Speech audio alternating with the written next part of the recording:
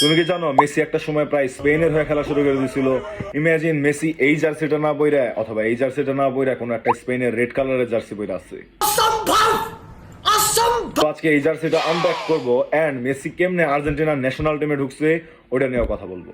তো ঘটনা হইলো 2004 সালে মেসি বার্সেলোনাতে পুরো আগুন জ্বালাইতাছিল এন্ড স্পেন ন্যাশনাল টিমের কোচেসরা আর মেম্বার্সরা মেসিরে কিন্তু নিজেদের টিমে নেওয়ার জন্য পুরো পাগল হয়ে যায়। কিন্তু অন্যদিকে আর্জেন্টিনার ন্যাশনাল টিমের মেম্বার্সরা কোচেসরা ওর সম্পর্কে কিছু জানতোই না। কিন্তু তখনই একটা সিক্রেট ভিডিও টেপ আর্জেন্টিনার ন্যাশনাল টিমে পাঠানো হয়, মানে মেম্বারসদের পাঠানো হয় আর কি। তবে জার্সিটা কিন্তু জোস লাগতেছে।